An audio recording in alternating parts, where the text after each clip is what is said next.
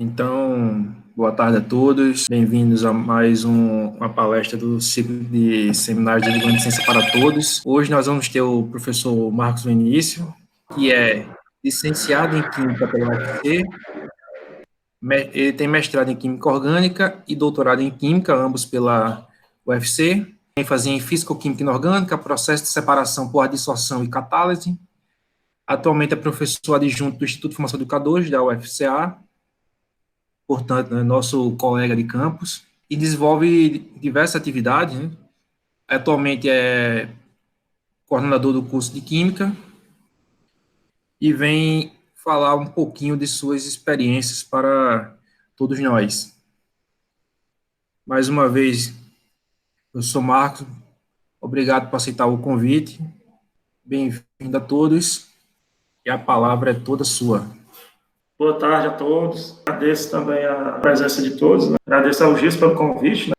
Aí a ideia, eu pensei, eu vou fazer uma contextualização com o que está acontecendo atualmente, né? A construção do conhecimento científico, uma abordagem sucinta, delinear as ideias e, por fim, eu vou mostrar uma aplicação prática do conhecimento científico, né, no nosso cotidiano e dar alguns exemplos, né, do que a gente pode obter a partir de certas informações fidedignas. Vamos lá, então, né? Primeiramente, o que vem a ser o conhecimento, certo? O conhecimento seria um ato, né, vamos dizer assim, de perceber ou compreender por meio da razão e ou da experiência, né, determinadas, ou seja, a nossa vivência, né, considerando principalmente a razão. A razão por quê? Porque a partir do momento que você racionaliza, você sistematiza, você age de forma metódica, né, você pode delinear, né, um raciocínio lógico e, consequentemente, né, ter proveito, né, um proveito adequado desse conhecimento. Isso de uma forma bem ampla, viu? Estou falando de uma forma ampla, né? Logicamente, se a gente for considerar toda e qualquer forma de conhecimento, né, existem outras nuances que devem ser faladas, mas de uma forma geral seria isso. Perceber ou compreender por meio da razão e da experiência, né, do nosso cotidiano, da nossa vivência. E esse conhecimento, ele pode gerar o quê? Se ele for fidedigno, com uma determinada contextualização, aplicação e consequente transferência, ele pode levar a formar, né, um pensamento crítico, certo? E esse pensamento crítico, né, ele leva, logicamente, considerando a nossa atualidade, pode gerar o quê? Pode gerar cidadãos que usam, né, da reflexão para atuar de forma protagonista, né, na sociedade. Porque, a partir da reflexão, você, né, pode procurar referências confiáveis, motivos e argumentos para justificar o seu posicionamento, né, diante de determinadas situações e eventos e fenômenos. Então, essa forma de conhecimento é o que pode ser considerado, né, importante para a formação de cidadão bem, vamos dizer assim, crítico, né? E levando essa linha de pensamento para a educação, um educador transformador crítico, né, que insere a escolarização diretamente na esfera política e vice-versa, né? Isso, né, lembra quem? Paulo Freire, né? E suas ideias, teorias e definições relacionadas à educação. Essa questão do educador transformador, né, finalizando, que seria a aplicação desse conhecimento, considerando, né, que esse educador transformador crítico também vai passar o conhecimento de forma confiável, né, e com argumentos, né, suficientes para fazer com que o seu discente, né, o seu aluno, possa também atuar de forma reflexiva e crítica na sociedade a qual ele se encontra inserido, certo? Então, em termos de educação, seria isso. Depois dessa introdução, vamos abordar a questão das fontes do conhecimento, né? Pegando algumas teorias, e eu procurei também resumir um pouco isso, né? Para não se alongar muito, que seria o conhecimento empírico, né? O senso comum. Ele seria um conhecimento adquirido através da observação e da interação do ser humano com o ambiente ao seu redor.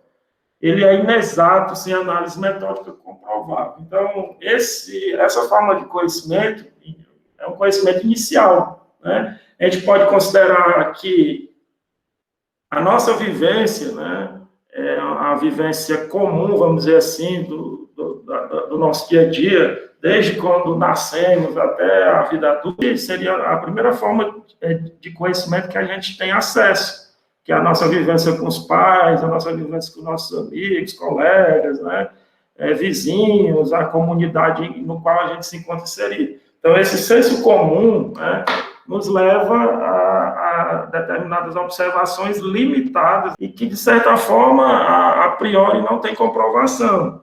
Aí eu coloquei até exemplo de coisas que não tem de cara, né, vamos dizer assim, uma comprovação científica, como, por exemplo, né, um embasamento teórico científico.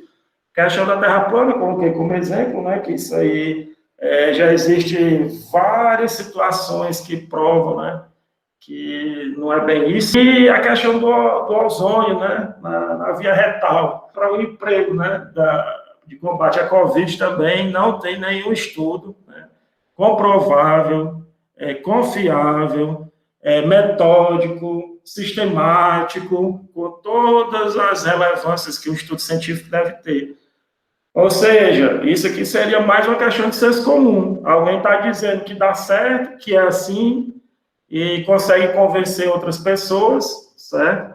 Disso, e que não tem nenhuma comprovação. E outros exemplos também seria no caso da medicina popular, o crendice, né? Leite com manga faz mal, chinelo virado a mãe morre, né? Acho que todo mundo deve ter já passado por essas situações, certo? Então, são todos crendices do senso comum, certo?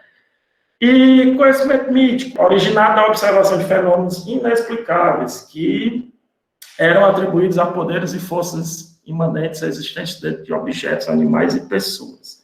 A mitologia grega, mitologia nórdica, aí tem também a mitologia egípcia. Todas essas mitologias, elas consideravam fenômenos inexplicáveis, poderes inexplicáveis, né, a determinados deuses, né, que até então era repassado de geração para geração, e mais nada que possa ser considerado religioso, mas mais mítico. Então, isso seria uma forma também de conhecimento repassado. Uma outra forma de conhecimento também pode ser citada é o conhecimento teológico, que seria a busca para encontrar explicações, né, do que aconteceu, do que acontece, ou do que poderá acontecer com o ser humano. E procura explicações para determinados fenômenos a priori não explicáveis, né? Vamos dizer assim, até pela ciência, mas e esse conhecimento teológico, né, ele aborda essas situações que envolvem o ser humano, né, e questões relacionadas à divindade. Aí, como exemplo, né, a gente pode citar 4 exemplos aqui, logicamente que tem mais, né, mas cristianismo, judaísmo, islamismo e hinduísmo. Uma outra forma de conhecimento também seria o conhecimento filosófico, seria uma busca reflexiva ou crítica conceitual da compreensão e mudança da realidade, certo? Então, esse conhecimento é toda uma questão de reflexão, crítica, conceituação, compreensão, observação do mundo ao seu redor. Tudo isso levou à criticidade, logicamente, à reflexão e, consequentemente, no conhecimento filosófico. Por exemplo, a questão do átomo, né? Um exemplo que todo livro de química, eu acho também que aborda, né? De Demócrito e Leucipo, né? Livro de química geral, né? Para ser mais específico, né?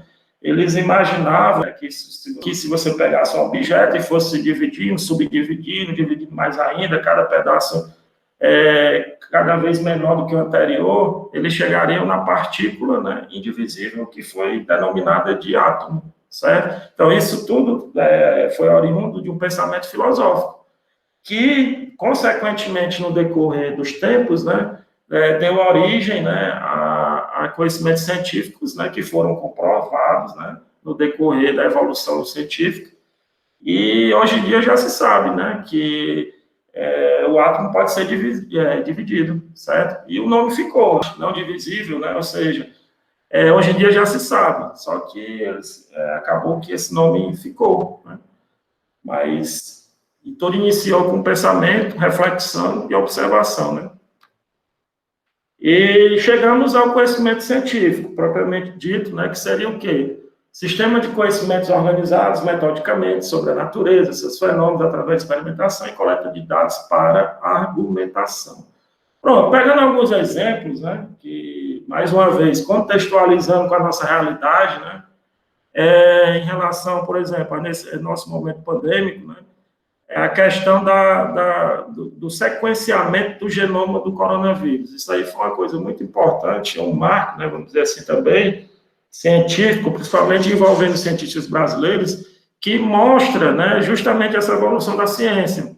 A questão da observação, do pensamento crítico, da análise de dados, da organização desses dados, né? E toda essa sequência que a ciência tem que obedecer, né?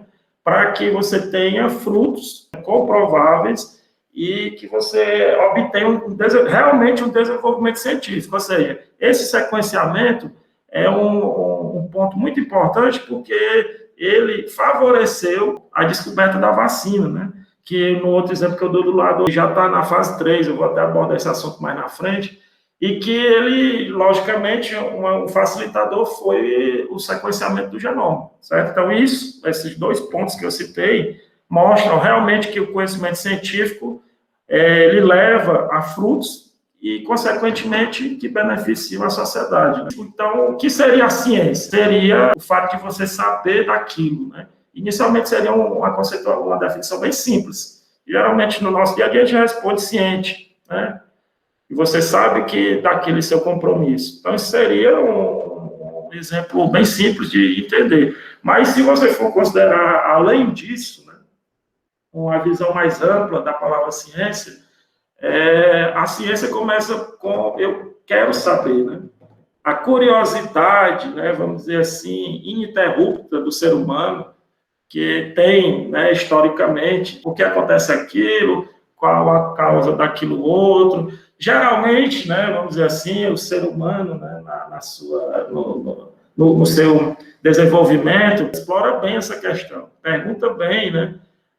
Por que é isso? Por que daquilo? Qual a causa daquilo e tal? Então, isso já é inerente da natureza do ser humano, já faz parte, já é uma coisa intrínseca, né? E o conceito de saber, outra coisa também que está interligado, né? Ele tem muitos significados, né? O saber, ele pode ter sinônimos, né? Vamos dizer assim, de conhecer, ler, analisar, compreender, avaliar, dentre outros. E essa capacidade de conhecer, ler, analisar, né? Compreender, avaliar, saber aplicar, isso tudo leva, né, ao conhecimento científico, certo? Então, a ciência, né, considerando essa amplitude da palavra, desse significado, leva a toda essa evolução, né, do conhecimento, considerando todos esses fatos, né, que eu falei, todos esses pontos, né, que eu falei. Uma outra consideração, né, você pegando agora o conceito mais amplo, considerando o conhecimento científico, seria um método objetivo, lógico e sistemático de análise dos fenômenos criados para permitir a acumulação de conhecimento fidedigno. Ou seja, essa conceituação, né, aí, essa definição, ela realmente mostra a questão da ciência como ciência mesmo. Aí, como assim? Então, sendo redundante? Não. Que, no caso, quando eu falo ciência como ciência, seria a ciência de estudo, de reflexão, de concentração de conhecimento, de ampliação dos conhecimentos, de organização dos conhecimentos, de aplicação dos conhecimentos, né? Então, essa ciência aí é que leva, né, a sociedade, né, a humanidade, a, de certa forma, evoluir em alguns pontos e outros pontos regredir. existem também as mais aplicações, né, dos conhecimentos científicos. Né? Uma delas, eu vou até falar logo de cara, é a bomba atômica. Né? A bomba atômica é uma aplicação muito, né, foi um desvio de, assim, de uma coisa que era para ser benéfica, né? Acabaram achando uma aplicação bélica para essa tecnologia, esse conhecimento científico acumulado, certo? E na acepção original, episteme, ciência, indica o ideal máximo do saber humano, a apreensão completa e definitiva da realidade de um objeto ou processo. Então, isso aí resume, né, tudo que eu falei até então, certo? E partindo agora para uma outra abordagem, é a tripartição aristotélica do conhecimento. Uma breve abordagem aqui, certo, pessoal? Que seria o quê? O conhecimento primitivo, motivado por algo externo à realidade, cognitivo e tem relação com a sobrevivência biológica. Isso aí é um conhecimento natural, né, vamos dizer assim, de toda forma de vida. Né? Ela tende a ter esse instinto de sobrevivência, né? A gente pode designar dessa forma, e é uma forma de conhecimento primitivo, porque a partir da adequação para conseguir a sobrevivência, tanto ser humano como animais, né, de uma forma geral, foram evoluindo, foram adquirindo conhecimentos, né? Por exemplo, nessas imagens que estão aparecendo aí, à esquerda, a gente tem materiais de caça, né, bem primitivos, né? E, lógico, isso foi resultado de acúmulo de conhecimento primitivo, né, que foi repassado de geração para geração, né, e que o homem, a partir da observação, né, de determinadas situações, ele foi melhorando seus equipamentos de caça, né, e de vivência do dia a dia. E à direita, a gente tem um exemplo de dois animais, um tigre, né, perseguindo uma zebra. Né. Então, isso aí, logicamente, no caso da zebra, né, vendo pela perspectiva da zebra, todas as que estão observando essa situação, logicamente devem já adquirir algum conhecimento, de forma primitiva, mas que leva à sobrevivência. Ou seja, toda vez que essas zebras, né, a partir desse exemplo que eles estão vivenciando, virem, né, um tigre, logicamente vão correr, né, bem rápido. Né? Então, instinto de sobrevivência, um conhecimento primitivo. Conhecimento pelo conhecimento, já é outra forma também bem, vamos dizer assim, mais evoluída, né? Por quê? Porque ele teve como berço, né, a Grécia Antiga, certo? Motivado pela curiosidade intelectual, certo? Que seria o saber pelo saber. Ou seja, eles não era por sobrevivência, certo? Eles buscavam conhecimento para aumentar a sua capacidade intelectual de entendimento do mundo ao seu redor, né? Ou seja, procuravam explicações porque as causas e motivos de determinados fenômenos. Né? Então, esse aí seria o saber pelo saber, que acabou gerando a filosofia. Né? E pegando como exemplo o famoso filósofo grego, né, Aristóteles, né, na sua obra Metafísica, né, caracterizada pela investigação das realidades que transcendem a experiência sensível, né, capaz de fornecer o fundamento de todas as ciências particulares. Ou seja, ele teve um pensamento além, né, de certos conhecimentos até então obtidos. Né? E a partir desse vislumbre, né, ele considerou uma ampliação intelectual, né, do conhecimento do homem, né? Que ele também enfatiza que, por natureza, todo homem deseja conhecer. Né? Aí, na sequência, né, a partir de toda essa leitura que ele teve, certo? E observação, ele formulou a questão justamente da tripartição, que é o que eu vou citar agora, né? Que a primeira delas seria conhecimento por experiência sensorial direta, que é a forma mais, vamos dizer assim, básica da gente, quando eu falo, estou inserido, logicamente, todos nós, né, adquirirmos conhecimento, que é a partir da visão, audição, tato, paladar, olfato, certo? Outra forma seria o conhecimento técnico, né? O conhecimento técnico seria um conhecimento mais organizado que o conhecimento sensorial, certo? Ele aborda, né, contempla, né, o comportamento de objetos, mas ele restringe-se, né, à questão de como é. Ele é considerado uma forma de conhecimento que basta até certo ponto, certo? Há um primeiro momento, né, que é momento inicial esse, que vai delinear os passos, né, na sequência, em termos de ampliação do conhecimento até então obtido. Como, por exemplo, eu coloquei aí nessas imagens, à esquerda, o técnico em radiologia. A forma de conhecimento aqui, então, ele baixa para um determinado ponto. Para além desse ponto, aí já passa para outro âmbito do conhecimento, que é o que vem na sequência. O mesmo que eu falei também se aplica à questão do eletrotécnico, né, que seria os profissionais que consertam computadores, televisores e tudo mais, todos esses equipamentos que possuem uma placa, um circuito, né? Então, além desse conhecimento, por exemplo, o profissional teria que ter noções de ciência da computação para entender melhor, noções físicas de como operam os circuitos, né, integrados. E, por fim, né, eu falei da tripartição, está aqui a terceira parte dessa tripartição, que seria o conhecimento teórico, certo? O conhecimento teórico, ele é um tipo geral, certo? Ele procura responder questões, não de como é, mas quais são as causas, certo? E princípios dos fenômenos. Ele seria o domínio da ciência propriamente dita. Então, esse aqui é o que leva, né, atualmente, né, a ciência a evoluir devido ao acúmulo e organização metódica de todo o conhecimento, certo? Seria o conhecimento teórico. Eu coloquei como exemplo, né, logicamente, exemplos do nosso cotidiano, né, a questão da medalha Fields, né, que foi Nobel de Matemática para um brasileiro, certo?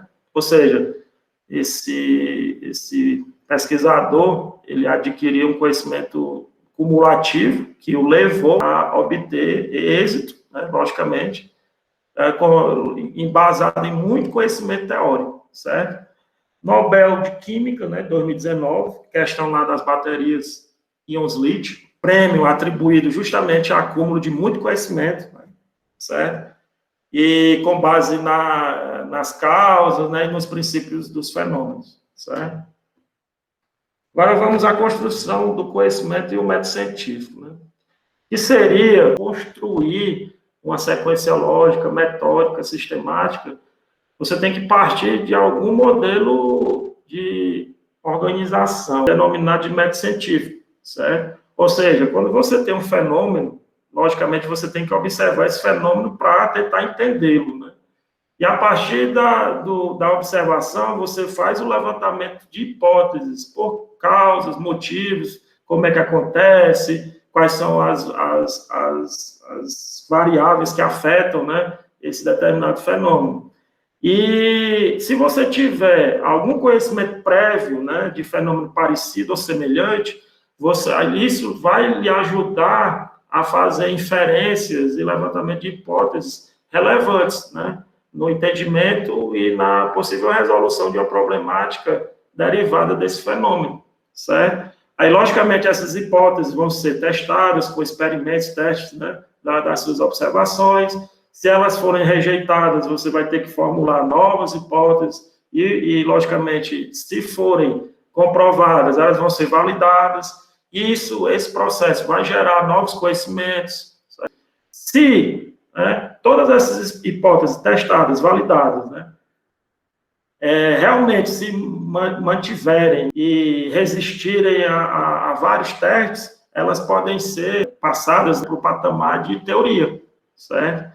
Que vai se manter válida até uma outra possível hipótese, né, ser levantada, considerada, que possa refutar, né, essa primeira teoria levantada inicialmente, certo? Então, as teorias se mantêm, vamos dizer assim, no patamar de verdadeiras até o momento que outra teoria possa refutá-la de forma mais ampla, né? Ou seja, a abordagem seja mais aceita, considere mais fatores, mais variáveis, certo? A falsabilidade ou refutabilidade, certo? hipótese ou teoria que pode ser mostrada de forma falsa. Uma autorregulação da ciência seria a consideração do princípio da falseabilidade, ou seja, se um determinado cientista, né, elabora uma teoria, certo? Essa teoria é comprovada as suas hipóteses, né, como verdadeiras, né, ela deve ser considerada 99% de verdade, ou seja, vai existir sempre a probabilidade, né, dessa teoria ser refutada, uma autorregulação científica dos estudos, certo? Foi o que aconteceu com a teoria da atração gravitacional da Terra, né? A primeira de Newton foi refutada, né, pela de Einstein, né? Certo? E isso foi uma evolução, ou seja, até determinado momento, né, historicamente falando, a teoria de Newton era aceita. Depois de determinado momento, surgiu uma nova teoria com uma amplitude maior, né, uma abrangência maior, mais aceita, certo, na comunidade científica. E isso é que seria a definição do princípio da falseabilidade. Então, considerando isso, quer dizer, então, que pode aparecer uma teoria que refute a de Einstein? Pode, né? Ou seja, pode sim. Só que aí, né, pense na quantidade imensa de estudos, estudos matemáticos, teorias, né, considerações que devem ser feitas e comprovadas para que suplante a teoria de Einstein, certo? Para a gravitação. Um outro termo também importante seria a questão de fato. É uma observação que foi confirmada repetidas vezes. Por exemplo, a Terra é redonda. Isso não é bem uma teoria, né? Isso é facilmente comprovável, certo?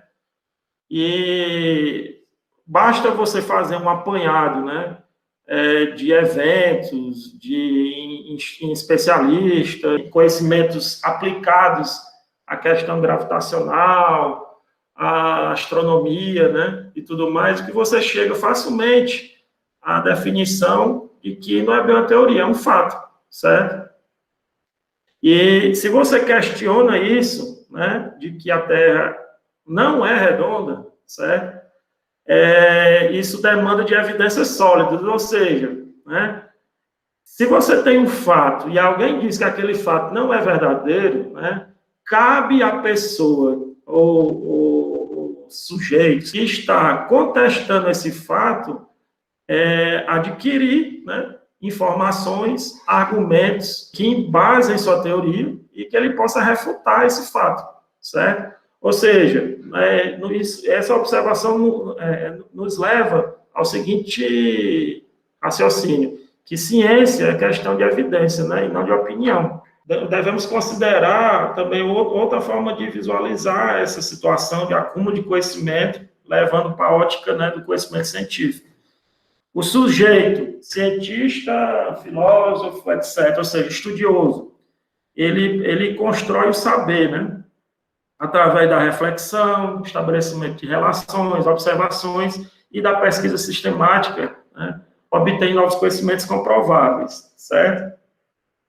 E você deve considerar também que o sujeito, ele não descobre o conhecimento pronto da natureza, né?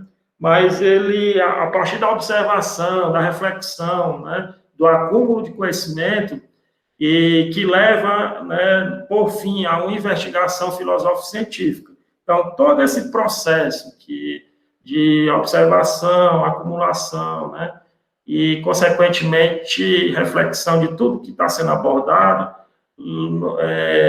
basicamente é uma investigação filosófico-científica.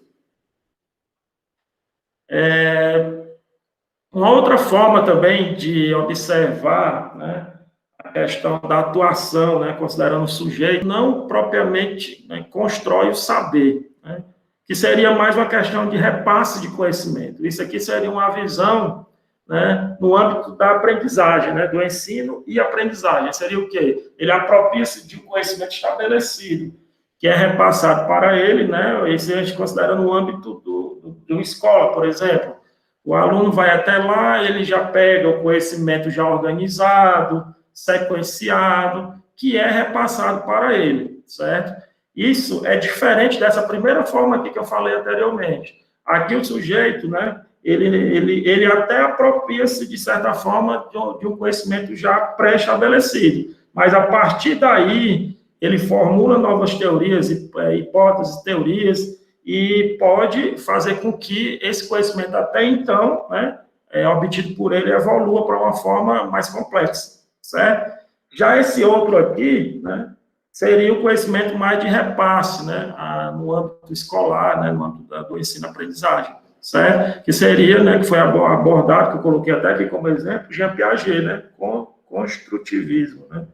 A teoria dele justamente fala disso, que a apreensão é feita do modo semelhante por todos, caso contrário não poderia ser entendido pela comunidade científica. Considerando, né, dado tudo que eu já expus, né, já demonstrei, né, e os exemplos, né, uma aplicação do cotidiano do método científico, né, que podemos considerar, seria a vacina contra a Covid. A vacina de Oxford, né, poderá ficar pronta em setembro, e logicamente, quando se fala de vacina, a gente tem que relembrar alguns detalhes, tipo as fases, né, de elaboração dessa vacina, e aqui está mais avançada, justamente a de Oxford, e nós temos a outra, né, que foi denominada de Sputnik V, né, certo? E essa vacina também, a comunidade científica não está vislumbrando, né, resultados, né, e até porque ela não tem nada comprovável, não foi catalogado e divulgado, né, esses resultados e toda a metodologia, né, para que, né, essa vacina seja considerada como eficiente e aceita pela comunidade, né. E já tendo falado isso, eu posso expor, né, alguma coisa para facilitar o nosso entendimento em relação às fases de obtenção de uma vacina. Então, por exemplo, uma das primeiras fases é a pré-clínica, né, onde os cientistas que estão, né, desenvolvendo essa pesquisa observam, testam, e geralmente é o quê?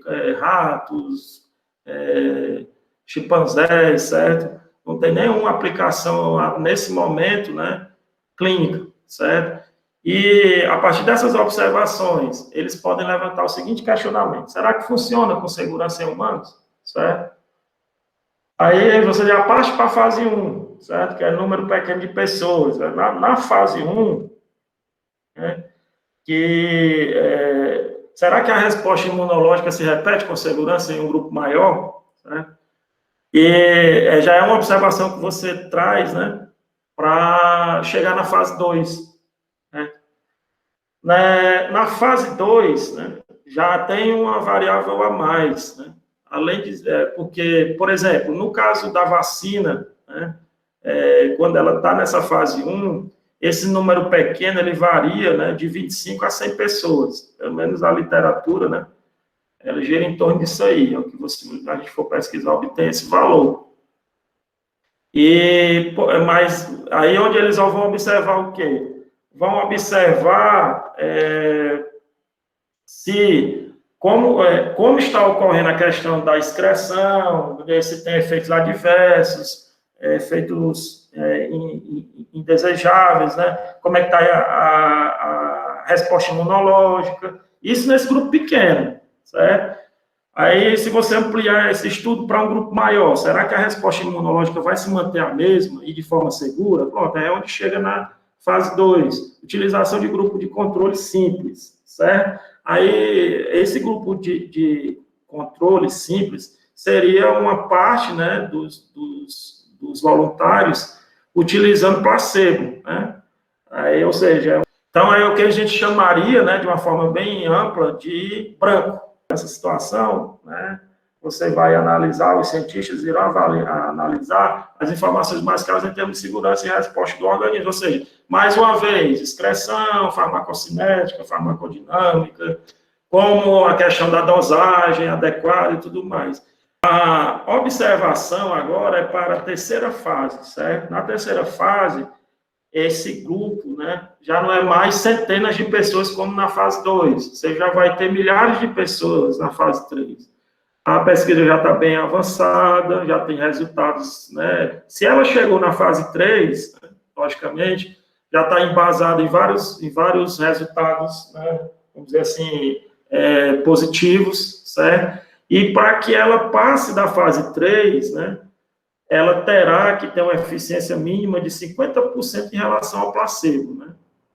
Logicamente, considerando nessa fase 3, milhares de pessoas, ou seja, várias situações, organismos, né, diferentes, e não uma população limitada como lá na fase 1, certo? E a partir daí é que você vai ter, né, a partir da fase 3, teste de eficiência com maior risco de contágio, né? Ou seja, geralmente os laboratórios que estão desenvolvendo esse tipo de estudo procuram localidades onde você tem uma disseminação maior, dentre outros países também que mantêm esse perfil, né, para que as vacinas sejam testadas, né. Aí tem mais um detalhe, só para fechar o nosso raciocínio, a questão do duplo cego, triplo cego. O que seria o duplo cego, né? Que é a forma mais, vamos dizer assim, preferencial, né, de utilização na fase 3, quando nem voluntário e nem equipe de campo sabe quem está tomando placebo, né? Já a questão do triplo cego seria quando nem voluntário, nem equipe de campo e nem analista de dados sabe. Então, ou seja, o triplo cego não é a situação mais complexa, porque você vai ter uma variabilidade de dados muito grande, ou seja, é por isso que preferencialmente utiliza-se o duplo cego. E as candidatas, né, até junho, viu? Só um detalhe, porque quando eu peguei essa fonte aqui, é uma fonte que é de junho, ou seja, de junho para cá aumentou mais 2 materiais metálicos, né? Quando a gente fala material, né, a gente, no nosso cotidiano, na nossa vivência diária, a gente está rodeado de exemplos, certo? Computador, né? Caneta, televisão, mesa, copo, fogão, geladeira, certo? Aliança. E o aço, né, que está muito presente no nosso dia a dia, tanto em termos da construção civil, como também em outras aplicações, né? Facas, né? Em resumo, esses materiais têm uma aplicação ampla no nosso dia a dia, né? E existem 2 teorias, né? Que uma mais simples, né? E outra mais rebuscada, né? Que é a teoria do mar de elétrons. Ela é uma forma bem simples e foi uma das primeiras formas de explicação dos átomos metálicos. E a teoria das bandas, que é uma teoria que utiliza para a teoria dos orbitais moleculares, né? Também é uma teoria mais complexa, mas que realmente se adequa melhor à explicação de como os átomos interagem, né? Na sua estrutura metálica. Um outro tipo de material seriam materiais poliméricos também, é outro exemplo que está presente no nosso dia a dia. A abrangência é enorme, né? Garrafas PET, né? Forro de PVC, eu coloquei como exemplo aí também a quentinha, que a maioria delas agora estão vindo de isopor, né? E existem também esses materiais, eles são macromoléculas, né? E que podem ser orgânicas ou inorgânicas, né? E orgânicas naturais sintéticas ou inorgânicas também naturais ou sintéticas. E um polímero, né, vamos dizer assim, natural, né? Celulose, amido, né? Borracha. Um exemplo é a areia, né? Outro exemplo seria materiais compósitos. Esses materiais têm uma aplicabilidade tecnológica muito grande, certo? Por quê? Porque basicamente você tem uma matriz e um reforço da matriz, certo? E uma forma simples, né, de entender seria a madeira. A madeira, né, como eu coloquei como exemplo aí, você tem as fibras de celulose, que seria a matriz, né, e o reforço da matriz seria a lignina, certo? No caso do osso também, outro exemplo de compósito natural, hidroxapatita, aí você tem o colágeno, aí tá a flexibilidade com colágeno também. E o concreto armado, né, já seria exemplo de um compósito não natural, né? Você tem areia, que é a matriz, cimento, pedra, e tem o reforço da matriz, que são as barras de aço. Então, esses materiais também, né, como eu falei no início, a aplicabilidade, né, no nosso cotidiano é enorme, certo? Materiais semicondutores, né, apresentam a condução ao fluxo de elétrons intermediária, isolantes, entre isolantes e condutores, Ou seja, também é outro exemplo do nosso dia a dia. A gente está rodeado de exemplos. Mais uma vez, computador. A gente está diante de um computador que é a junção de vários materiais, dentre eles semicondutores, que são os circuitos, né? Supercondutor, outro exemplo de material também que está presente no nosso dia a dia, o que está sendo mostrado aí, ilustrado, é ressonância, né? Com aplicação hospitalar, certo?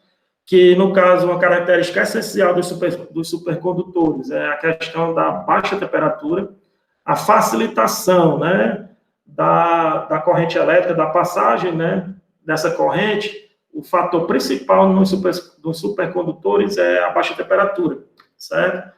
Biomateriais, biosensores, válvulas cardíacas, lentes, dentes, certo? Implantes dentários, né, e mamários. Então, todos esses materiais têm aplicação que interage, né, com alguma forma de vida, certo? E essa aplicabilidade, daí o nome, né, de biomateriais, a aplicação biomédica. Pronto, aí cheguei no meu objeto de pesquisa, que são os materiais, né, são obtidos a partir de minerais não metálicos. Ó, são sólidos inorgânicos não metálicos, certo? E podem ser cristalinos, não cristalinos. Como, por exemplo, granito, né? Areia, calcário, mármore, dentre outros exemplos do nosso dia a dia, do nosso cotidiano. Então, a partir desses materiais, né, dando ênfase para as argilas, né, você pode obter uma variedade enorme com a aplicação também grande de materiais que podem ser utilizados tanto em vários ramos da indústria, certo? Indústria farmacêutica, meio ambiente, tecnologia, certo? E essa aplicabilidade varia, né, conforme, né, o objeto, né, que você está utilizando para modificar, né?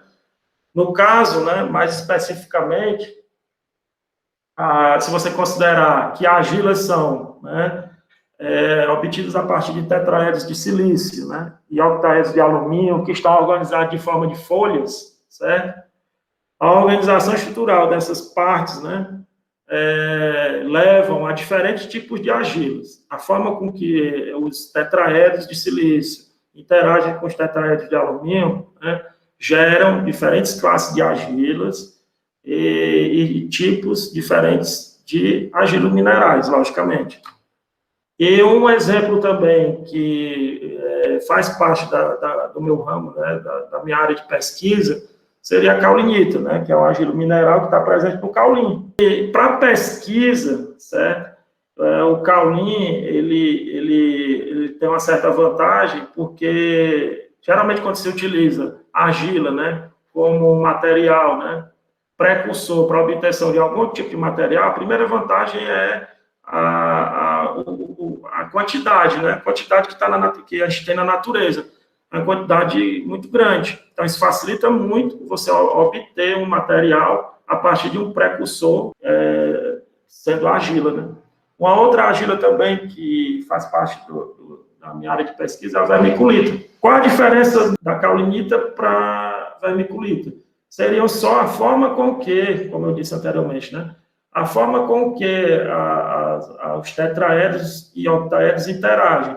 No caso da caulinita, você tem uma folha de tetraedro com octaedro interagindo com outra folha de tetraedro com octaedro, certo? Um para um. Pronto. Então, essa é a principal observação da caulinita. Então, isso é um tipo de argila mineral. No caso da vermiculita, você tem uma organização de 2 para 1, certo? Que seria o quê? Seria dois tetraedros para um octaedro. E essas folhas se sobrepõem. Daí onde são chamadas de estruturas lamelares, certo? E a gente tem aqui do lado o raio-x para caracterização desses materiais. Porque uma das principais características de materiais oriundos de argilas é a cristalinidade. Então, você pode observar a cristalinidade a partir do raio-x. É uma técnica bem básica, mas muito utilizada por quem trabalha com síntese de materiais. Então, por isso que foi colocado aí do lado, para mostrar os picos principais característicos, por exemplo, da caulinita, que são esses mais intensos aí, 01 e 02, e da vermiculita também, que também é uma estrutura bem cristalina. Então, como eu posso identificar a questão da cristalinidade? Quanto mais estreito, mais cristalino. Então, isso é uma forma bem simples de observar. Então, no caso dos dois picos aí, mais estreitinhos, né, da caulinita, quanto maior a intensidade, mais cristalino é o material. Mesma coisa para a vermiculita, certo? A intensidade aqui, no caso, ela está relativa, certo? No caso da vermiculita, ela está relativa aos padrões. Aí, um outro detalhe importante também, existem argilas, né, como são materiais naturais, elas podem ter sua composição variável, dependendo do local onde ela é encontrada na natureza, certo? A vermiculita, por exemplo, ela, como é uma estrutura mais complexa, né, e que, mesmo ela sendo mais complexa, ela gera materiais mais promissores. Por exemplo, uma aplicação prática que eu vou já mostrar vai ser a utilização, a partir da modificação dela, como adsolvente, certo? Então, essa estrutura da vermiculita, né, ela leva a uma aplicabilidade maior, uma amplitude maior de utilização a partir dela. E focando agora só na vermiculita, né, e do que pode ser obtido a partir dela. Esse nome, vermiculita, vem do comportamento dela. Quando a vermiculita, né, natural, ela é exposta a altas temperaturas, o grão dela, né, diante desse aumento de temperatura brusco, ela se mexe, foi observado isso inicialmente, como um verme. Então, a partir desse movimento, desses grãos, né, deu-se o nome de vermículos, né? Aí acabou ficando como vermiculita, certo? Essa é a etimologia do nome da vermiculita. E inicialmente, a vermiculita ela é encontrada na natureza como uma rocha. Aí ela passa por todo o processo de moagem. Essa específica que eu estou trabalhando, né, e ainda trabalho, ainda desenvolvo pesquisa com ela veio de Santa Luzia, na Paraíba. Agora, uma explicação, né, da aplicação prática, né, da vermiculita, né, uma aplicação dela. Primeiramente, antes temos que ter um entendimento do que seria a adsorção, né? A adsorção e a absorção são duas coisas diferentes, né? Essa ilustração é uma forma bem, vamos dizer assim, prática de entender a diferença. Quando uma determinada coisa é absorvida, ela faz parte, né, da estrutura, né, do adsorvente. Né? Quando o absorvente, melhor dizendo, desculpa. Quando uma determinada coisa é absorvida, a partir desse momento, ela faz parte do absorvente. Já quando uma determinada substância, objeto, é adsorvido, né? Ela não faz parte, ela fica na superfície, certo? Na superfície externa dessa estrutura. Ou seja, na absorção você não tem como separar. Na adsorção você tem como separar. Em poucas palavras é isso. Partindo dessa explicação, aí você tem uma variedade enorme também de adsolventes, né? Que, em resumo, vou citar alguns, né, com aplicação variada também, em catálise, separação gasosa, biomedicina, ecologia e nanotecnologia. Aí, tudo isso que eu falei já virou produção científica, logicamente, né, que levou, né, todo esse estudo, todo esse acúmulo de conhecimento científico, né, levou a aplicação no meio ambiente, certo? Questão da eutrofização. O que vem a ser a eutrofização? Na natureza, ambientes lênticos, né? Ou seja, águas paradas, né? Lagos, né? Açudes, é uma coisa natural de você ter eutrofização, certo? Só que, com a interferência do ser humano, esse processo de eutrofização, ele aumenta exponencialmente, certo? Porque, a partir do momento que o ser humano joga dejetos, né, esgoto, ou qualquer tipo de dejeto, né, ele vai fazer com que essa água lêntica, esse reservatório lêntico, né, ele que é um lago, açude, né, ele tenha um aumento brusco, né, de fosfato e nitrato. Aí esse aumento brusco de fosfato e nitrato, acelerado pela interferência humana, gera a eutrofização, né, de uma forma descontrolada. E, consequentemente, esse crescimento exagerado de matéria orgânica, né, vegetal, gera uma diminuição da concentração de oxigênio na água. E essa diminuição da concentração de oxigênio gera uma mortalidade grande da vida aquática, né? Peixes, dentre outras formas de vida que possam habitar esse ambiente, certo? Então, dado o exposto, né, e mostrando números, né, você pode trabalhar, considerar, né, uma água lêntica, né, açude ou lago, eutrófica ou hipereutrófica, né, ou seja, dependendo da concentração de fósforo, né, que você determina através do fosfato, pegando agora a aplicação prática do material que foi desenvolvido na minha área de pesquisa, né, o açude Santo Anastácio, né, conhecido de quem andava lá no campus do PC, certo? Ele foi feito um estudo, um experimento, justamente utilizando a vermiculita modificada, certo? É comum essas residências, né, jogarem seus dejetos nessas águas. Aí esse açude ele tem muito disso, tem muito esgoto e dejeto humano sendo despejado nele. Aí isso aumenta, como eu falei lá atrás, né, aumenta a concentração de fósforo, nitrato, dentre outros elementos, né, que favorecem o crescimento acelerado de plantas aquáticas e algas. Isso leva, logicamente, a um processo de eutrofização muito sério, né, muito elevado.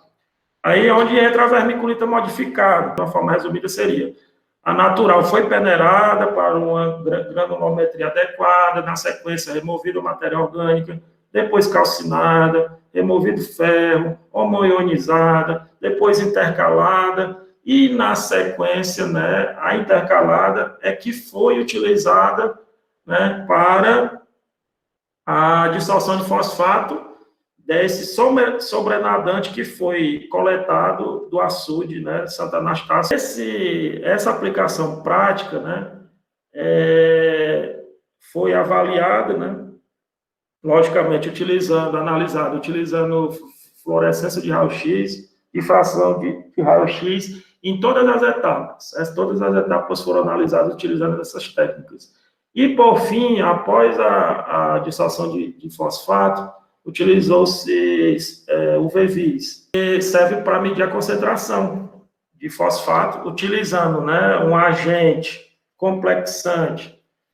E dependendo da concentração, né, do fosfato, você observa uma variação da coloração que é detectada pela técnica de UV-Vis. Então, a concentração do fosfato aí, você tem um antes e o depois.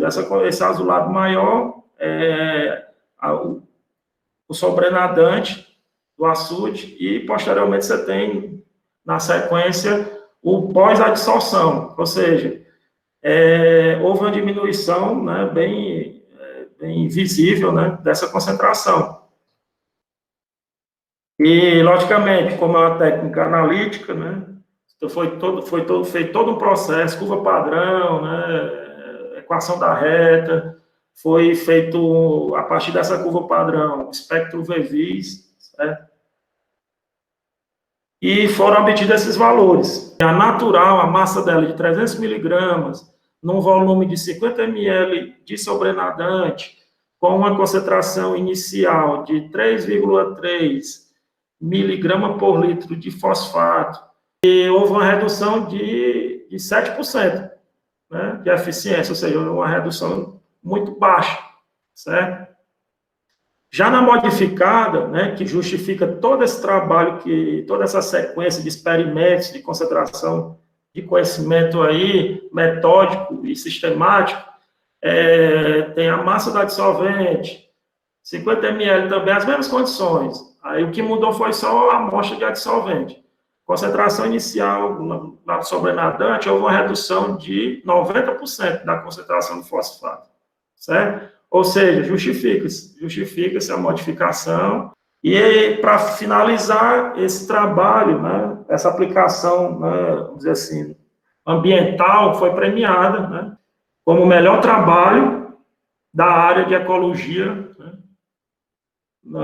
no respectivo ano aí desse encontro. E como agradecimento, né, agradeço ao FCA, IFE, o UFC, que foi boa parte de todo o trabalho que foi desenvolvido, mestrado, doutorado, foi por lá, né? E até hoje eu ainda estou por lá, pesquisando, com parceria, FUNCAP, CAPES e CNPq. E muito obrigado a todos que estão assistindo a palestra. Obrigado. Encerra aqui. Ok, professor Marcos, parabéns pela apresentação.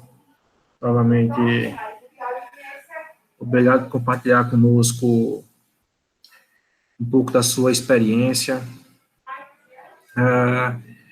Eu gostaria aqui de começar perguntando aqui, né, pedindo, né, que você comentasse um pouco, né, já que você iniciou, né, falando sobre essa construção do pensamento, né, do que é fato, teoria, enfim, né.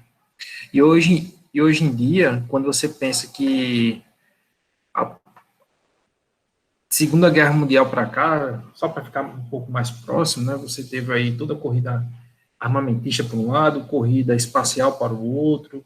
Hoje em dia nós temos satélites, a própria empresa a Tesla, né, que é a empresa lá do Elon Musk, lançou o foguete, né, que se acoplou à estação espacial, está colocando o satélite em órbita para gerar, né, um conjunto gigantesco de satélites e gerar internet, né, entre aspas, em todo o globo terrestre. Ao mesmo tempo, quando você pega a Covid agora, né, tem todo um conjunto de informações bem detalhadas, científicas. Você falou aí do genoma, né, que foi feito aqui no Brasil, o genoma do SARS-CoV-2, o próprio projeto Sirius, né, o acelerador de partículas Sirius do Brasil, fez uma imagem, né, tridimensional do vírus, enfim, continua as pesquisas. Ao mesmo tempo, nós podemos falar aqui de várias e várias áreas da ciência. Vocês imaginam que nesse momento nós estaríamos com a ciência sendo bem aceita, se não por todos, por uma grande parte da sociedade, mas ao mesmo tempo que nós vemos na prática, muitas vezes é o contrário, é o oposto. De toda forma, você busca uma maneira de refutar a ciência, de negar a ciência. E quando você pergunta, mas o porquê? Porque fulano falou, porque Beltrano falou. E agora com Facebook, WhatsApp, que por um lado ajudam muito, né, Instagram e tantos outros, por outro lado, o grau de disseminação de notícias falsas, né, de inverdades, de misturebas, né, mistura a cabeça de um animal com a cauda do outro, com o corpo do outro, e diz aqui é informação, né? Enfim, como é que você enxerga, né, a partir do que você vai mostrando que a construção do conhecimento científico, essa horda de loucuras, podemos assim dizer, né, no nosso dia a dia, que culminou aqui no Brasil, nós chegamos agora aí oficialmente, né, porque na verdade esse número é maior, a 100 mil mortes, na verdade a 103 mil mortes por Covid no Brasil, sendo que já é o dobro de mortes, né, do que a Guerra do Paraguai, e não vou nem comparar com outras situações, porque, enfim. Obrigado, Marcos.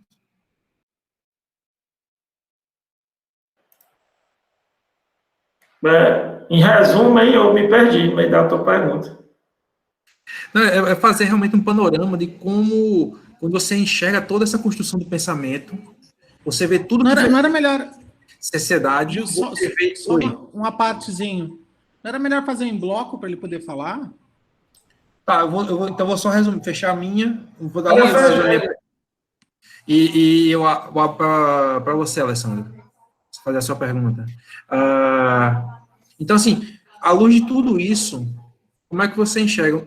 No momento que a gente imagina que essa construção científica, né, universidades ampliadas, educação ampliada, nesse momento em que tudo, internet, tudo conflui, né, para que a gente tenha maior certeza, né, maior expertise, maior disseminação da ciência, parece que foi o contrário, né, é nesse momento em que a anticiência está mais forte no imaginário popular. Como é que você vê isso? Assim, entendi agora a sua linha de raciocínio. Assim, eu acredito que justamente essa imensidão de fontes, né, de a priori conhecimento, botar até entre aspas assim, né, conhecimento, boa parte delas, né, estou falando de internet, né, boa parte dela, que é, como você falou, rede social, Facebook, WhatsApp, Instagram e tudo mais, é aquela história da fake news, né? Ele acaba caindo nessa questão de fake news. Por quê? Por que eu falo isso? Porque geralmente a facilidade da informação, às vezes você tá sem fazer nada, aí chega um determinado artigo, né? Só que você não é de fonte confiável, aí você lê e acredita que aquilo é verdade. Ou seja, justamente por isso que eu falei lá no início da minha apresentação, a questão do pensamento crítico. Primeiro, acho que a primeira coisa que todos nós, né, de forma consciente, temos que ter é refletir, né? Refletir sobre determinada informação. Será que faz sentido isso? Será que isso é verdade? Será que isso tem algum fundamento? Pronto. Só se você fizer essa reflexão, esse pensamento, determinadas informações ou desinformações, vamos dizer assim, vão ser cerceadas, né? Vão ser paradas. E isso também, esse ponto que você falou, que mesmo diante de toda essa amplitude de internet, de informação que chega para a gente, você tem que ter um filtro. Aí o filtro é justamente essa reflexão e essa criticidade, né, na hora de analisar essas informações. Se cada um de nós, né, tivermos isso, né, já internalizado, né, vamos dizer assim, a gente vai poder diferenciar uma coisa que facilmente, se você já tiver isso internalizado, facilmente você vai fazer essa separação, vamos dizer assim, do joio e do trigo, né? E você vai assimilar só as informações que realmente vão engrandecer seu conhecimento verdadeiro, certo? É isso que está faltando, né? Porque, às vezes, a facilidade de acesso leva a pessoa a se desinformar, ao invés de realmente ser informado da forma adequada.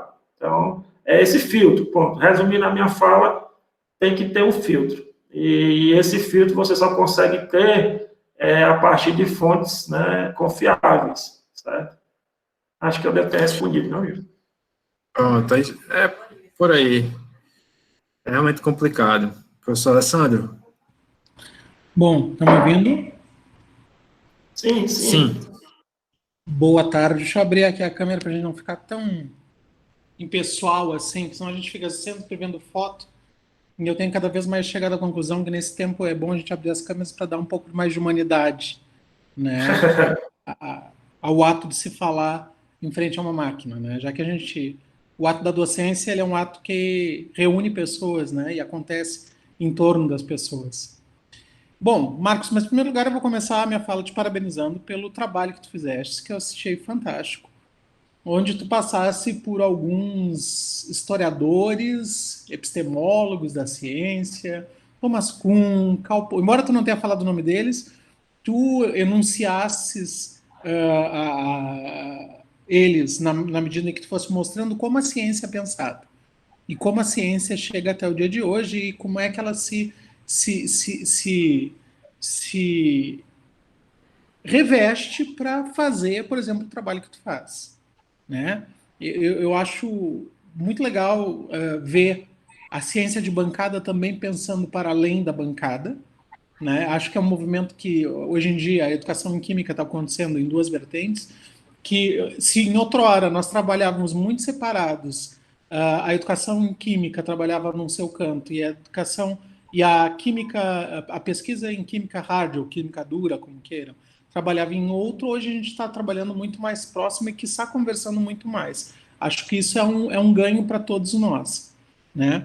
E aí tu mostra, então, todo esse pensamento científico, tu alinha ele, tu mostra isso, né? E aí tu traz, pô, para mim é muito legal a arte de refutar uma teoria e de repensar essa teoria.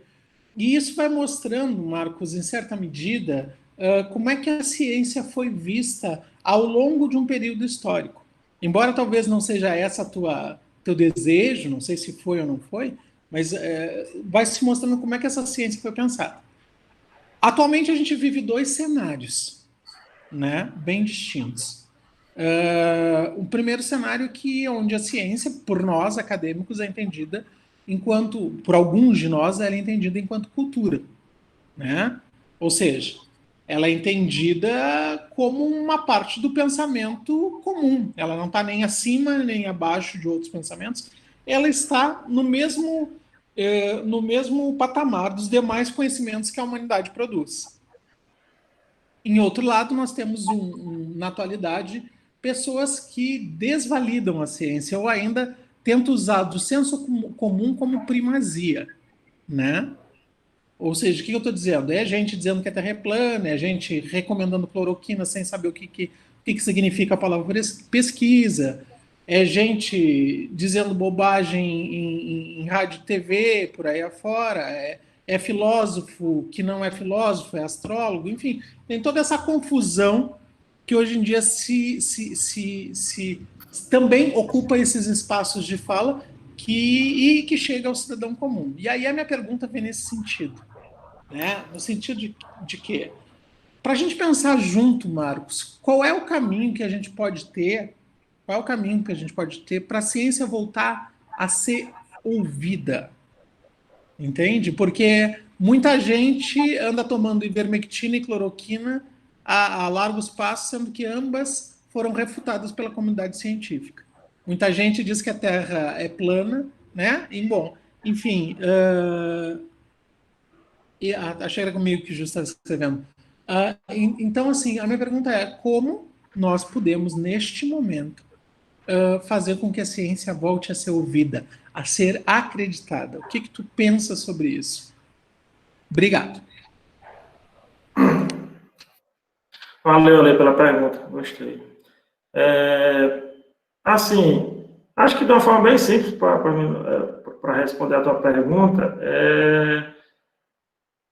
como a ciência pode, vamos dizer assim, saber dividir, primeiramente, porque eu acho que a ciência hoje em dia ela está sendo politizada, né?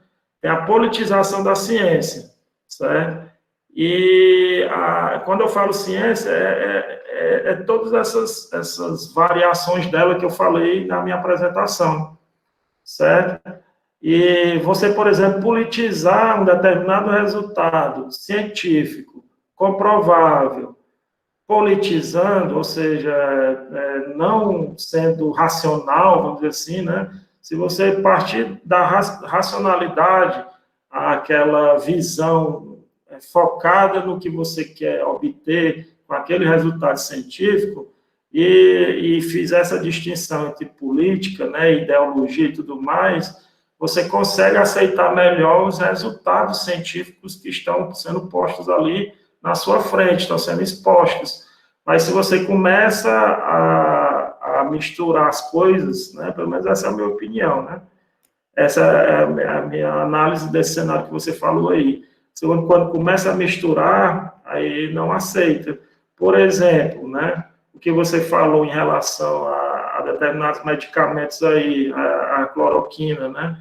Ela tem até uma frase que está sendo muito falada ultimamente, né? Não tem nenhum estudo científico, está até entre aspas, né? Não tem nenhum estudo científico que comprove, mas também não tem nenhum estudo científico que não, né, que descomprove a utilização dela, né? Que não vamos dizer assim, que a causa deslegitima. Que legitime, pronto, a palavra estava fugindo. Então, essa frase está sendo muito falada ultimamente. Aí isso é uma questão muito política, né? Muito política, por quê? Porque então você fazer propaganda de uma coisa que não é uma coisa nem outra. Por quê? Política, né? Aí isso vai se ampliando, né? A questão da vacina, né? Que eu falei também, que a Sputnik 5, né? Até engraçado, até o nome dela, né? Ela está sendo feita, né? Eu estava até lendo umas coisas justamente para essa apresentação, queimando muitas etapas, né? Muitas etapas estão sendo queimadas. Por quê? Ou seja, estão sendo deixadas de lado a segurança científica. Está ocorrendo esse detrimento da preocupação científica, do cuidado científico, de toda a sistemática científica. Para quê? Para engrandecer a questão política. Por quê? Porque você chegar, ser o primeiro a descobrir, né, desenvolver e comercializar essa vacina, hoje em dia, é considerado um salto político muito grande no âmbito do mundo, né, vamos dizer assim. Ou seja, mais uma vez, política. Aí, então, é por isso que eu cheguei nesse raciocínio para responder a tua pergunta. Eu acho que está rolando muita política entrando, né, em detrimento da ciência. Então, acho que é isso. Não sei se eu respondi a lei. Só para a gente conversar, sim, respondesse para mim, eu só vou fazer uma tradução, porque normalmente quando a gente fala a questão política, as pessoas associam ao político partidário. E a política, quando se fala na questão política, e para mim, quando tu fala na questão política, ela é maior do que a política partidária. É a política quase que como no sentido grego, entende? Ou da polis, né? Do ato de se viver em sociedade, do ato de se viver em democracia. Bem lembrado, é isso mesmo. Exato. E aí, um dos atos políticos acadêmicos mais fortemente ou mais poderosos nesse sentido, para mim, tem sido a divulgação científica, que é um ato político. É uma opção de tu chegar e interpelar as pessoas no seu cotidiano, né? De tu traduzir essa ciência para que ela se torne algo mais palatável e mais próximo. Até porque, como eu já disse em lives anteriores, no webinário anterior, e vou dizer nesse aqui de novo, a ciência que nós temos ensinado, a ciência, não nós, academia, mas a escola tem ensinado, e nós trabalhamos com formação de professores. A ciência que nós temos ensinado é uma ciência que não tem surtido efeito nas pessoas. É uma ciência que é uma ciência morta. Não é essa ciência que tu mostrou, a ciência viva, interessante, inteligente, que convida o outro a pensar, que convida o outro a viver essa polis, que convida o outro a viver politicamente, a ter opinião sobre as coisas. Então, acho que é esse o ato que se precisa cada vez mais, sim, e por isso que eu concordo em gênero, número de grau. Te agradeço pela gentileza, pelas respostas e pela bela fala que tu fez. Muito obrigado. Obrigado, Lê, também. Então, professor Tarcísio?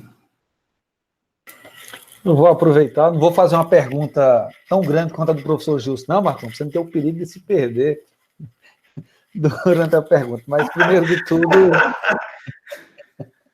que às vezes começa fazendo uma pergunta, que você vai fazendo uma volta assim tão longa, aí depois você não fecha. Aí você... Alá Ariano Suassuna, né?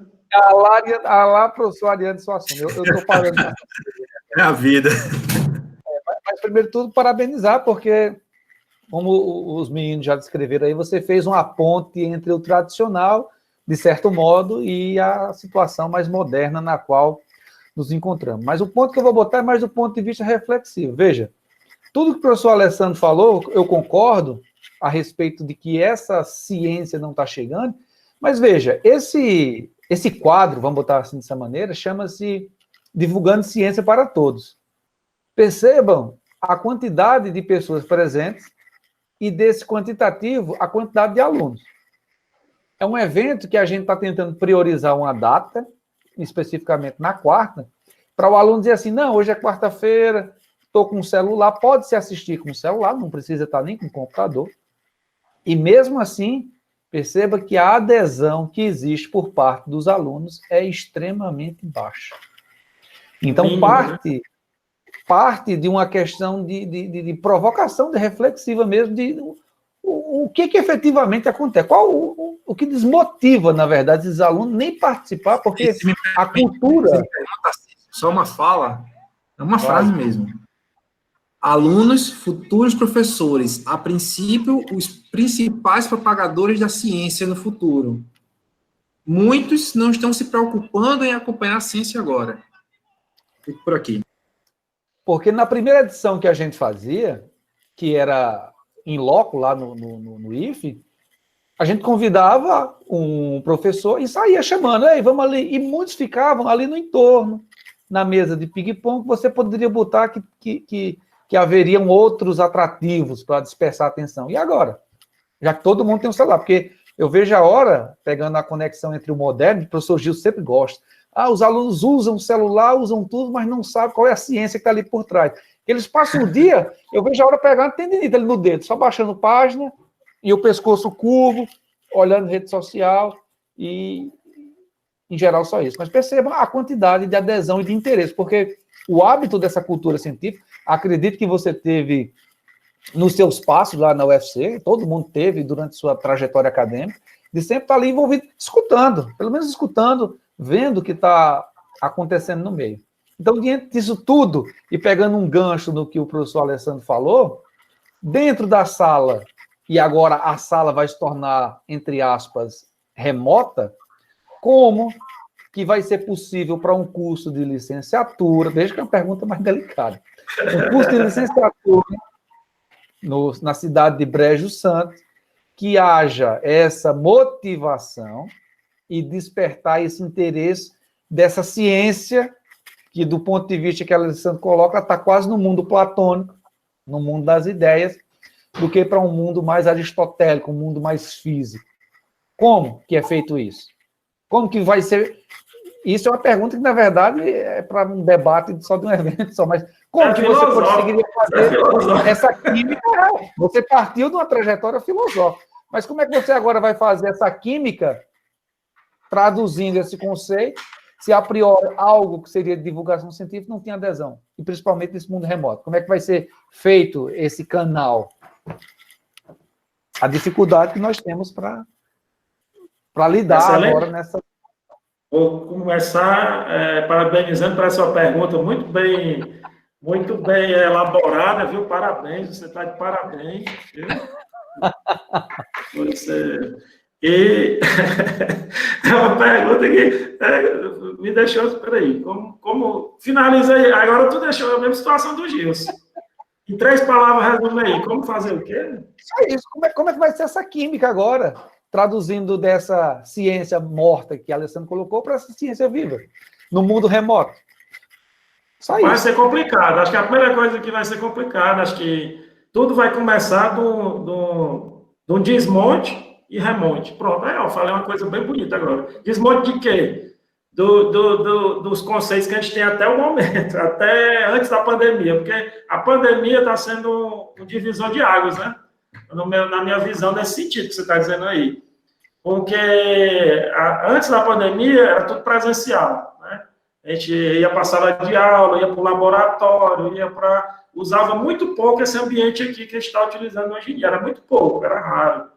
Agora, aí depois da pandemia, né, aí começou a utilização de muita coisa remota, muita internet, né, essa interação, tudo por vídeo.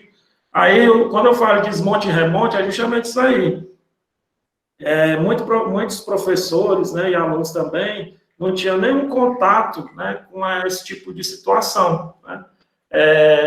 Conferência, videoconferência, né? Mas para estudar, né? Eu estou falando de uma forma geral, mas para estudar, aprender conhecimento científico, tirar dúvida, é uma minoria, né? Uma minoria de todos nós. Falando assim de uma forma geral, me colocando até no meio. Eu acho que a partir dessa situação de se reinventar, essa ciência que você está dizendo aí, para ficar mais atrativa, ela vai surgir, né? Porque você vai ter que usar outras ferramentas atrativas. Mas veja especificamente para os cursos por exemplo, de química, de certo modo física, olhando de outra maneira, mas química especificamente, que você precisa dessa interação presencial no laboratório, porque você fazer um experimento virtual com um simulador é uma coisa. A realidade é outra. Você na realidade, você sabe que às vezes o experimento não vai dar certo por N motivos. E mesmo no mundo virtual.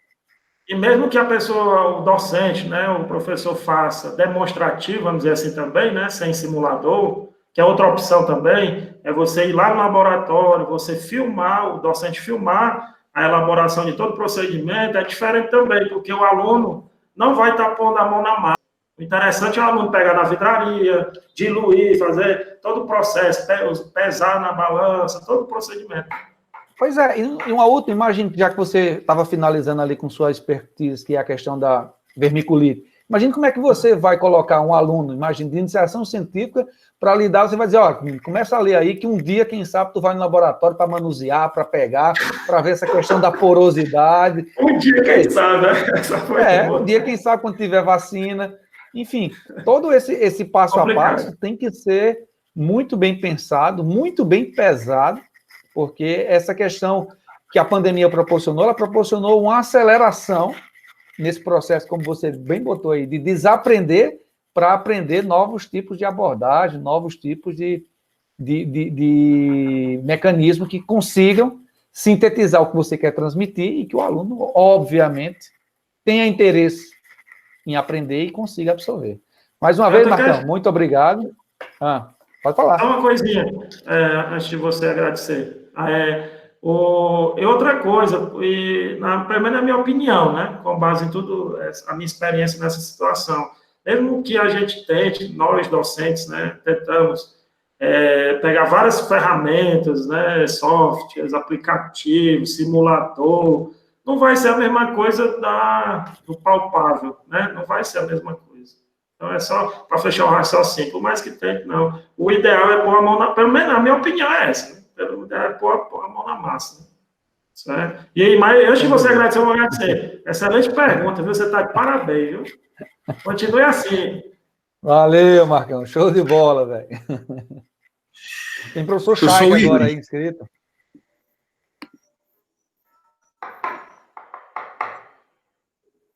Oi, pessoal. Boa tarde. Eu peguei a sugestão do professor Alessandro aparecer, né, aqui na câmera. Marcos, você está de parabéns pela sua apresentação. Para mim é sempre muito bom ouvi-lo. Você fala, né, tranquilamente, muito didático. Então, é uma satisfação enorme. Eu tinha algumas questões que já foram abordadas pelo nosso querido Gilson, Alessandro e Tarcísio. Então, nesse momento, assim, eu queria que tu falasse, né, para a gente quais atividades você vem desempenhando além das atividades de ensino e atividades administrativas, de gestão. Então, quais são as atividades, quais são os seus projetos de pesquisa, de extensão, cultura, o que é que o professor Marcos vem fazendo na região do Cariri. E, em complemento, já que estamos falando de região do Cariri, será que você já percebeu se você percebeu algum material ou alguma potencialidade da região do Cariri que você possa agregar à sua linha de pesquisa? Então, é isso. Então, obrigado, Marcos. Valeu, Willer.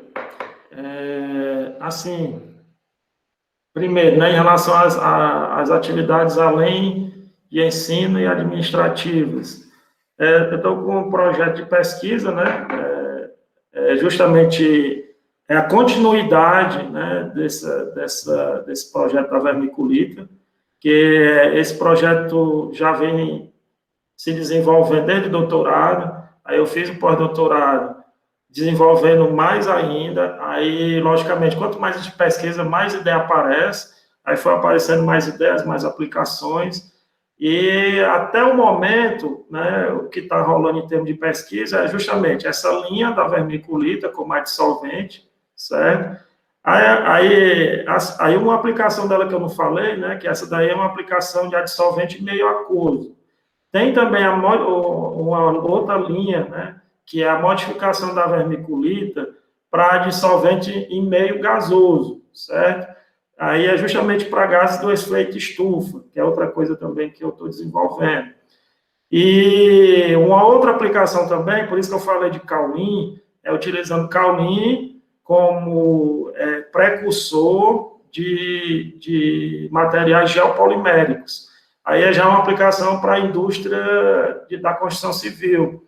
E pronto, isso aí é a questão de linha de pesquisa que teve como fruto o TCC, né, da LI, e vai ter como fruto o TCC da Química e outras oportunidades que podem aparecer se alunos, né, me procurarem aí para fazer, desenvolver toda essa pesquisa. Aí, em relação à extensão, eu estou desenvolvendo um projeto que é ciência e sustentabilidade, o tema é esse, né? Ciência e sustentabilidade, um tema motivador no âmbito escolar, que eu já venho desenvolvendo desde 2019, certo? Que é o quê, basicamente? É um projeto que tem como objetivo fazer a interligação entre conhecimento científico, né, e essa aplicação científica em termos de sustentabilidade, certo? Porque geralmente quando se fala esse tema, já pensa logo em reciclagem, né, automática, reciclagem. Não só isso, né? Existem a questão de você utilizar materiais, né, em substituição a outros que possam causar uma contaminação, né, bem reduzida ou zero do meio ambiente. Uma outra aplicação do meu material, por exemplo, eu já estou vendo, é outra ideia já que surgiu. Porque se eu for botar no papel toda ideia, a vermiculita de novo. Quando eu utilizo a vermiculita para o tratamento de água, para tirar o fosfato, ela fica retido, né, a dissolvida fosfato. Aí você pode muito bem pegar esse material e utilizar no plantio, na questão da fertilização de plantas, certo? E esse material, como é uma argila, né, natural, só que modificada, ela pode ser absorvida pela terra sem contaminação nenhuma, certo? Então, já é uma aplicação sustentável. Então, isso aí já é uma ideia que eu vou tentar pôr em prática, né, na região aqui do Cariri, né? E isso já vem da questão da extensão, certo? Aí é onde entra a questão de ir na escola, ver se tem horta, fazer o plantio, observar se acontece mesmo todo esse processo. Aí isso aí já é uma ideia bem legal que vai unir pesquisa e extensão, no meu caso, né? Certo? Obrigado aí, Willa. Valeu. Ok, Marcos. Marcos, deixa eu só colocar mais uma questão, já que você falou do material que você trabalha, questão que tem propriedades adsorventes. O material adsorve seletivamente só o fosfato? Tem relato de adsorver substâncias orgânicas? Mas isso aí já é justamente a pesquisa que eu vou fazer. Mas na prática eu vou testar isso. Só que aí é onde entra a questão do interferente, né? Isso justamente o que você está falando. Eu tenho que fazer testes reprodutíveis, né, e sistemáticos para... Não, Marcos, eu pergunto isso porque ultimamente tenho estado interessado em trabalhar com análise de águas frente aos poluentes emergentes. É um risco visível, né? Estamos tão preocupados com tantos problemas e isso vem correndo silenciosamente. A contaminação das águas naturais por compostos orgânicos que são considerados atualmente como poluentes emergentes. Então, uma vez a gente conseguir identificar... Bom, e uma peculiaridade desses poluentes emergentes é que eles são muito resistentes aos tratamentos convencionais da água. Então, uma vez a gente detectando, uma vez a gente indicando que existe, esses compostos nas amostras de água, se teria, de repente, uma possibilidade, será se o material que você trabalhou, vermiculita, será se tem uma possibilidade de eliminar, essa substância recalcitrante, da água? Então, a gente, de repente, pode pensar futuramente em alguma coisa nesse sentido. Pronto, a gente pode conversar. E agregar, né? Agregar as linhas. Já é uma ideia, então. Obrigado, Marcos. Valeu, viu? Obrigado, William, pela pergunta. Excelente pergunta também, viu? Mais alguma pergunta? Bem, foi. Isso aí, Marcão, na verdade, é já para você botar o nome no artigo, viu? Bota o nome do rapaz no artigo. Mais alguma pergunta, pessoal? Alguém falou no chat aí. Rodrigo quer falar nada? Não, está com a câmera ligada, Rodrigo? Eu também imaginei que o Rodrigo fosse... Eu liguei para seguir a sugestão do Alessandro, que eu achei boa. Mas quero parabenizar, tanto pela sua fala, Marcos, como pelo momento. Eu tenho feito um exercício, apesar das diversas atribuições que todos nós temos, de não perder uma semana desses momentos, e tem sido muito, muito bom essas falas, essas conversas, essas interações, porque às vezes a gente conversa bastante sobre outros assuntos, senta do lado do colega e não sabe o que é que o colega está trabalhando, né? Então, esse momento de pandemia e essas lives, digamos assim, né, a gente tem oportunizado a gente conhecer as pesquisas e diversas aprendizagens. Então, eu estou achando muito bom e parabenizar você e ao Gilson, em nome de toda a equipe que está organizando. E estou aqui matando a saudade no IFE, viu? Mas com todos os cuidados. Valeu, Rodrigo. Obrigado pelas observações. Então, valeu, Rodrigo. Marcos, acho até pela hora já, né? 6h12, você poderia fazer suas considerações finais, né? Renovo meu agradecimento, os parabéns. Então, a palavra é toda sua. Então, pronto. Eu queria agradecer, né, a presença de todos, por prestigiar esse momento, né, por me ouvir aí, porque por 2 horas praticamente, né, vocês estão me ouvindo aqui. Obrigado aí pela paciência, pelo prestígio. Queria também agradecer a presença do meu filhão, tá bem ali que eu estou vendo ele, viu, filhão? Valeu pelo prestígio seu. Acho que você é a primeira vez que me vê explicando alguma coisa assim. Não, acho que era criança, não me lembro se ele foi para a minha defesa de doutorado. Mas ele está presente, o Vitor, meu filho, está ali, ó.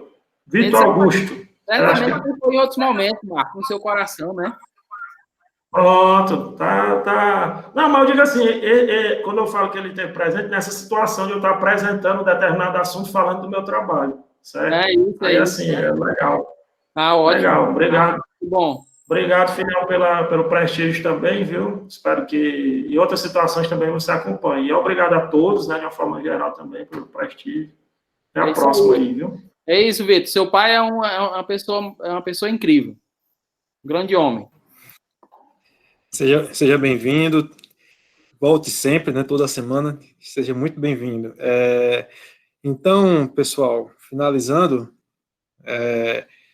obrigado pela presença de todos. Semana que vem vamos contar com a presença do professor Augusto da URCA, né, fazer uma parceria com a URCA. E todos continuemos, né, nos cuidando, para que dentro em breve possamos estar todos reunidos, tomando aquele cafezinho, comendo um bolo, conversando, trabalhando. Tá todo mundo com saudade disso. Olha lá, o Rodrigo até riu. Não é, gente? Saudade, a gente saudade. Tá junto no IFE. Então, nossas conversas, né? Isso vamos torcer para que uma dessas vacinas, ou todas, né, tenham resultado promissores, gente, olha, efetivos, e que comecemos o mais breve possível a etapa de vacinação, para que a gente passe por tudo isso. Se Deus quiser, eu não aguento mais estar socado dentro de casa. Realmente. Então, boa noite a todos. Boa noite. E até semana que vem. Boa noite, até a próxima. Boa noite, pessoal. Valeu, viu? Valeu.